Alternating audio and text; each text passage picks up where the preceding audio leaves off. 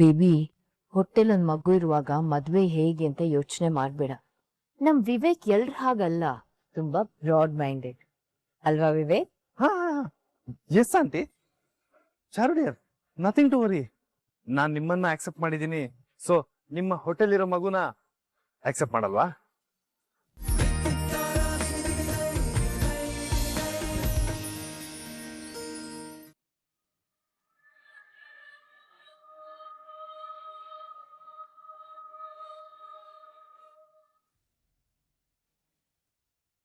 Madam, ಎಲ್ಲಿಗೆ ಹೋಗ್ತಿದ್ದೀರಾ?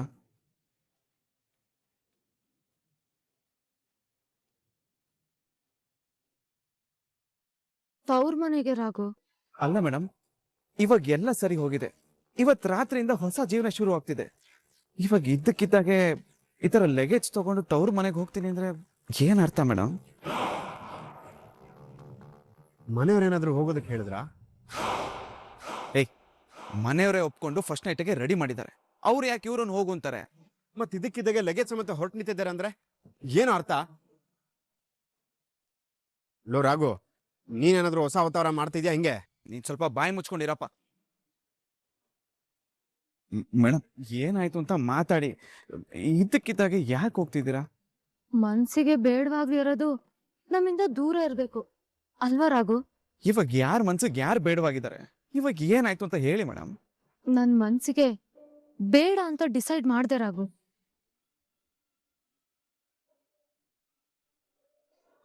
ಏನ್ ಹೇಳ್ತಿದ್ದೀರಾ ಮೇಡಮ್? ಅಲ್ಲ, ನೀವ್ ಇಷ್ಟಪಟ್ಟೆ. ಅವತ್ ಇಷ್ಟಪಟ್ಟೆ ಅನ್ನೋ ಕಾರಣಕ್ಕೆ ಇವತ್ ಬಲವಂತವಾಗಿ ಒಪ್ಕೊಳಕ್ಕಾಗತ್ತ ರಾಘು? ಅಂದ್ರೆ ಇವತ್ತು ನಾನು ನಿಮಗೆ ಬೇಡವಾದ್ನ ಮೇಡಮ್?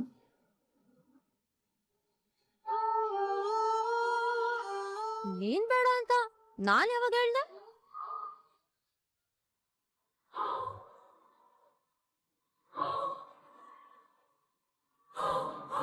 ಮತ್ತೆ ಮನ್ಸಿಗೆ ಬೇಡವಾಗಿರೋದು ನಮ್ಮಿಂದ ದೂರ ಇರ್ಬೇಕು ಅಂತ ಹೇಳಿದ್ದು? ಅದು ಈ ಮಾಡರ್ನ್ ಡ್ರೆಸ್ನ ನಾನು ಈ ಮನೆಗ್ ಬರ್ಬೇಕಾದ್ರೆ ಇಷ್ಟಪಟ್ಟು ತಗೊಂಡ್ ಬಂದಿ ಡ್ರೆಸ್ಗಳದು. ಆದ್ರೆ ಶಾಸ್ತ್ರ ಸಂಪ್ರದಾಯನ ಫಾಲೋ ಮಾಡೋ ಗೃಹಿಣಿ ಆದ್ಮೇಲಿಂದ ಇದನ್ನೆಲ್ಲ ಹಾಕೊಳ್ಳೋ ಇಂಟ್ರೆಸ್ಟ್ ಹೋಯ್ತು ಯಜಮಾನ್ರ. ಅದಕ್ಕೆ ತಾತನ್ ಮನೆಗ್ ಹೋಗಿ ಅವ್ರ ಆಶೀರ್ವಾದ ತಗೊಂಡು ಇದನ್ನೆಲ್ಲ ಅಲ್ಲಿ ಇಟ್ಬಿಟ್ಬೇಡ ಅಂತ ಹೊರಟೆ. ಅಷ್ಟೇನಾ? ನಾನೆಲ್ಲೋ ನನ್ನನ್ನು ಬಿಟ್ಟು ಹೋಗ್ತಿದ್ದೀರಾ ಅಂತ ಅನ್ಕೊಂಡೆ. ಹಲೋ, ಬಿಟ್ಟು ಹೋಗೋದು ಬಿಟ್ಕೊಡೋದೆಲ್ಲ ಈ ಜಾನ್ಸಿಗ್ ಗೊತ್ತೇ ಇಲ್ಲ. ಆ ರೀತಿ ಎಲ್ಲ ನೀನ್ ಯೋಚನೆ ಮಾಡ್ಲೂ ಬೇಡ. ನೀವೇನು ಅನ್ನೋದು ನನಗೆ ಗೊತ್ತು ಬಿಡಿ ಮೇಡಮ್. ಗೊತ್ತಿದ್ದು ಅದ್ ಹೇಗೆ ಹೇಳ್ತೆ ನೀನು? ನೀನ್ ಬೇಡ ಅಂದಾಗ್ಲೇ ಈ ಮನೆಗ್ ಬಂದೋಳ್ ನಾನು. ಇನ್ ಬೇಕು ಅಂದ್ಮೇಲೆ ಬಿಟ್ಟು ಹೋಗ್ಬಿಡ್ತೀನಾ? ಸಾಧ್ಯನೇ ಇಲ್ಲ.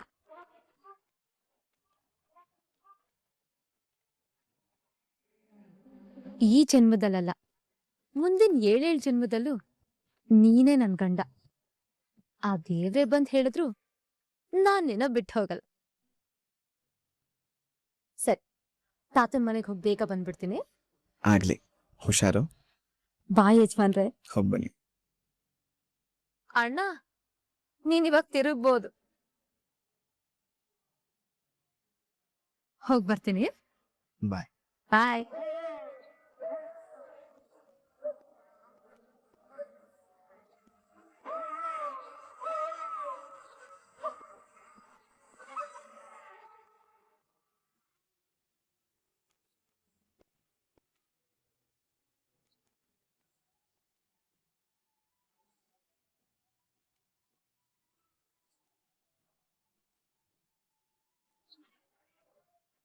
ಬೇಬಿ, ಹೊಟ್ಟೆಲೊಂದ್ ಮಗು ಇರುವಾಗ ಮದ್ವೆ ಹೇಗೆ ಅಂತ ಯೋಚನೆ ಮಾಡ್ಬೇಡ.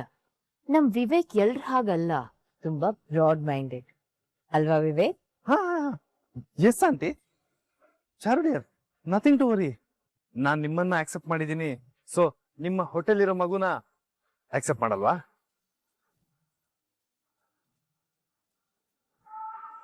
ನಾವೀಗ ಶಾದಿ ಮಾಡ್ಕೊಳ್ಳೋಣ, ಮಗು ನಿಧಾನವಾಗಿ ಹುಟ್ಲಿ. ಹಾ, ಹೌದೌದು, ಇದು ಒಂಥರ ಚೆನ್ನಾಗಿದೆ. ಯಾಕಂದ್ರೆ ಬಾಣ್ತನ ಮಾಡೋದಕ್ಕೆ ಜನ ಬೇಕಲ್ಲ. ಸೊ ಬೀಗ್ರು ಮನೆಯವರೆಲ್ಲರೂ ಸೇರ್ಕೊಂಡು ಬಾಣ್ತನ ಮಾಡಿದ್ರೆ ನಿಮ್ಗೂ ಈಸಿ ಆಗುತ್ತೆ. ಆಮೇಲೆ ಪಾಪದ ಕಕ್ಕ ತೊಳೆದೆಲ್ಲ ಇದೆಯಲ್ಲ, ಅದೇ ಅದೇ. Okay okay.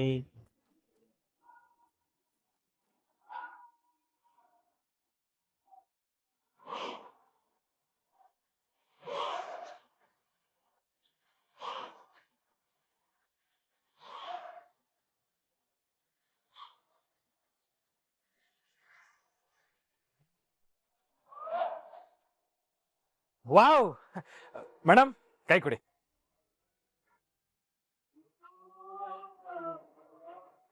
ಕೈ ಕೊಡಿ ಮೇಡಮ್. ಮೇಡಮ್ ಕೈ ಕೊಡಿ ಮೇಡಮ್. Congratulations madam, congratulations.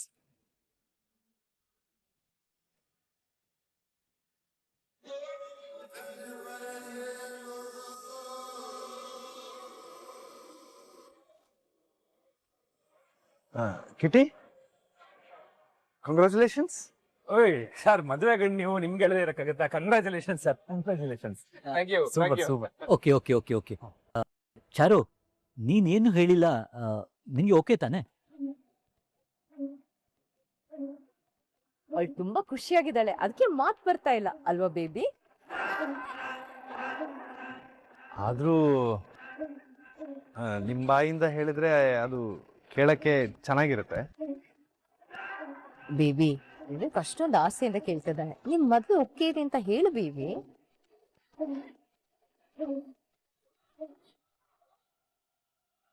ಪಾಪ ಹೇಳಿ ಮೇಡಮ್. ಅವತ್ತೇ ಒಪ್ಪಿಗೆ ಇದೆ ಅಂತ ಹೇಳದ್ನಲ್ವಾ ಮಮ್ಮ. ನೋಡಿದ್ರ ನೋಡಿದ್ರ ನನ್ ಬೇಬಿ ಒಪ್ಕೊಂಡ್ಬಿಟ್ಲು. ಹಾಗಾದ್ರೆ 1 ವೀಕ್ ಅಲ್ಲಿ ಮದ್ವೆ ಫಿಕ್ಸ್? ಅಯ್ಯೋ 1 ವೀಕ್ ಅಲ್ಲ, ಯಾಕೆ ಅಷ್ಟೊಂದು ಟೈಮ್ ಬೇಡ, ಅದಕ್ಕೂ ಮುಂಚೆ ಆದ್ರೂ ಓಕೆನೆ.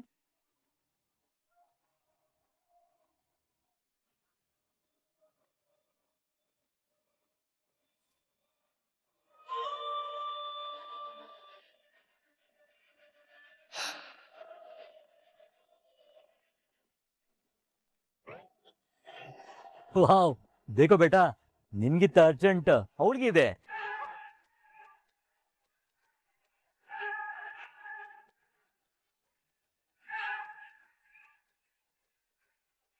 ಚಾರು ಮತ್ತೆ ರಾಮಾಚಾರಿಗೆ ಇವರೆಲ್ಲರನ್ನು ಮುಗ್ಸಕ್ಕೆ 1 ವಾರಕ್ಕಿಂತ ಟೈಮ್ ಕಮ್ಮಿ ಸಾಕು ಅಂತ ಹೇಳ್ತಾ ಇದ್ದಾಳೆ. ಆದ್ರೆ ಇವ್ರಿಗೆಲ್ಲ ಅರ್ಥ ಆಗ್ತಿಲ್ಲ, ನಾವೇನು ಹೇಳಿದ್ರು ಕೇಳಲ್ಲ. ನಾವೇನು ಹೇಳೋದೇ ಬೇಡ, ಅವರೇ ಅನ್ಭವಿಸ್ಕೊಂಡು ಸಾಯ್ಲಿ.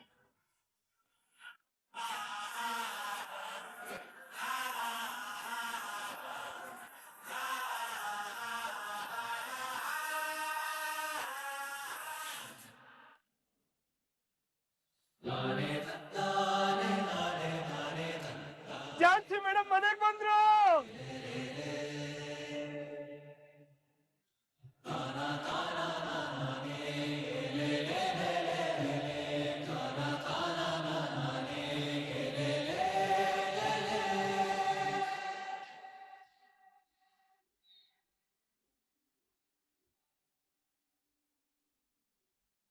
ಝಾನ್ಸಿ ಮನೆಗೆ ವಾಪಸ್ ಬಂದಿದ್ದಾಳೆ ಅಂದ್ರೆ ಈಗೆಲ್ಲ ನಾವ್ ಅನ್ಕೊಂಡಾಗೆ ಆಗಿದೆ ಅಂತ ಅರ್ಥ. ಎಸ್, ಆ ಅನಿತಾ ಅಂತೂ ಇಂತೂ ಅವಳ ಹಠನ ಸಾಧಿಸಿದ್ಲು. ಝಾನ್ಸಿನ ಪರ್ಮನೆಂಟ್ ಆಗಿ ಮನೆಗೆ ಕಳ್ಸಿದಾಳೆ. ಪ್ರಣವ್, ಇನ್ಮೇಲೆ ಎಲ್ಲ ದಾರಿನೂ ಓಪನ್ ಆಯ್ತು. ಇಷ್ಟು ದಿನದ ಕನ್ಸು ನನ್ಸಾಗೋ ಟೈಮ್ ಹತ್ರ ಬಂತು. ಯಾಕೆ ಎಲ್ಲಾ ವಿಷಯಕ್ಕೂ ಆದ್ರೆ ಪಡ್ತೀಯ? ಅವ್ಳು ಯಾಕೆ ಬಂದಿದ್ದಾಳೆ ಅದನ್ನ ತಿಳ್ಕೋಬೇಕು ತಾನೆ. ಯಾಕೆ ಬಂದಿರ್ತಾಳೆ ನಾಗಾರ್ಜುನ್? ನಿನ್ನೆ ಎಲೆಕ್ಷನ್ ಅಲ್ಲಿ ಎಲ್ಲಾ ಸೇರ್ಕೊಂಡು ಅವಳನ್ನ ಸೋಲ್ಸಿ ಮನೆ ಹೊರಗಡೆ ಹಾಕಿರ್ತಾಳೆ ಅಷ್ಟೇ. ನಿನಗೆ ಗೊತ್ತಾಗತ್ತೆ, ಬಾ. ತಾತ, ಪುಟ್ಟಿ ಬಾರೋ ಪುಟ್ಟಿ ಬಾರೋ. ಹೆಂಗಿದ್ಯಮ್ಮ? ನಾನ್ ಚೆನ್ನಾಗಿದ್ದೀನಿ. ಎಲ್ಲಿ ರಾಘು ಬರ್ಲಿಲ್ವಾ? ಇಲ್ಲ ತಾತ.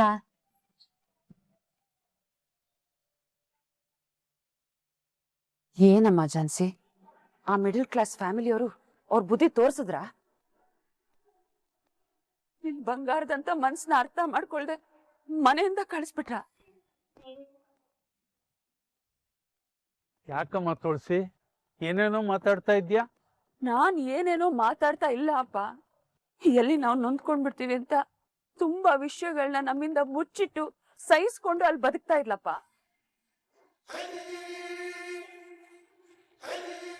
ನಮ್ಗಳ ಸಂತೋಷಕ್ಕೋಸ್ಕರ ನಮ್ ಝಾನ್ಸಿ ಆ ಮನೇಲಿ ತುಂಬಾ ಸವಾಲ್ಗಳನ್ನ ಎದುರಿಸಿ ಬದುಕಿದಾಳಪ್ಪ.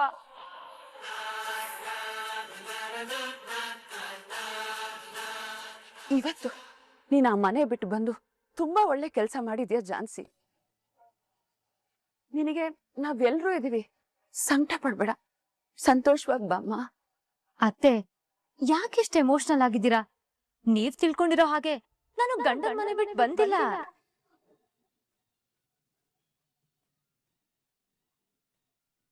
ಆ ಮನೇಲಿ ನನ್ ಬದುಕೋದು ಅಷ್ಟು ಸುಲಭ ಇರ್ಲಿಲ್ಲ.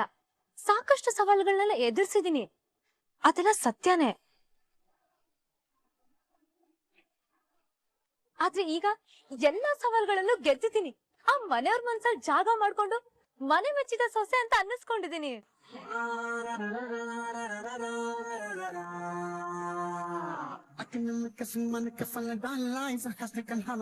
ಮತ್ತೆ ಈ ಬ್ಯಾಗು ಸಡನ್ ಆಗಿ ಮನೆಗ್ ಬಂದಿತ್ತು? ಓ ಅದಾ, ನಾನ್ ಆ ಮನೆಗ್ ಹೋಗ್ಬೇಕಾದ್ರೆ ನನ್ ಬಟ್ಟೆಗಳ ಜೊತೆ ಕೆಲವೊಂದ್ ಮಾಡರ್ನ್ ಡ್ರೆಸ್ಗಳನ್ನ ಕ್ಯಾರಿ ಮಾಡಿದ್ದೆ. ಈಗ ಅದ್ರ ಅಗತ್ಯ ನನಗಿಲ್ಲ, ಅದಕ್ಕೆ ಯಾರಿಗಾರು ಕೊಟ್ಬಿಡ್ಲಿ ಅಂತ ತಗೊಂಡ್ ಬಂದೆ. ತುಂಬಾ ಒಳ್ಳೆ ಕೆಲಸ ಮಾಡಿದ್ಯಾ ಝಾನ್ಸಿ. ಅಂದ್ರೆ ನೀ ಬರಕ್ ಮುಂಚೆ ನಂಗೊಂದು ಫೋನ್ ಮಾಡ್ಬೇಕಲ್ವಾ? ಡ್ರೈವರ್ನ ಕಳಿಸ್ತಾ ಇದ್ನಲ್ಲ, ಈ ಲಗೇಜ್ ಹೊತ್ಕೊಂಡ್ ಬರೋ ಕೆಲಸ ನಿನ್ಗೆ ಯಾತಕ್ ಬೇಕಾಗಿತ್ತು? ಯಜಮಾನ್ರೆ, ಝಾನ್ಸಿ ಮೇಡಮ್ ನಿಮ್ಮ ಆಶೀರ್ವಾದ ತಗೊಂಡೋಗಕ್ಕೆ ಬರ್ತೀನಂತ ನಂಗೆ ಫೋನ್ ಮಾಡಿದ್ರು. ನಾನೇ ಸರ್ಪ್ರೈಸ್ ಆಗಿರ್ಲಿ ಅಂತ ಹೇಳಲಿಲ್ಲ ಅಷ್ಟೇ.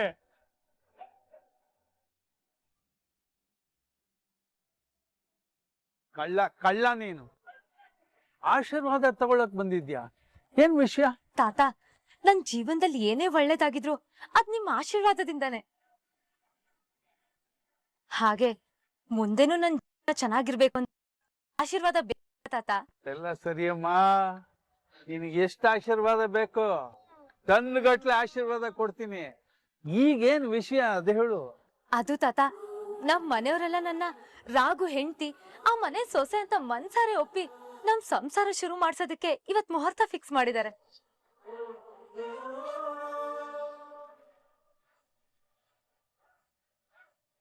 ಅದಕ್ಕೆ ನನ್ ಹೊಸ ಜೀವನಕ್ಕೆ ಒಳ್ಳೇದಾಗ್ಬೇಕು ಅಂತ ನಿಮ್ ಆಶೀರ್ವಾದ ತಗೊಂಡೋಗೋದಕ್ ಬಂದೆ.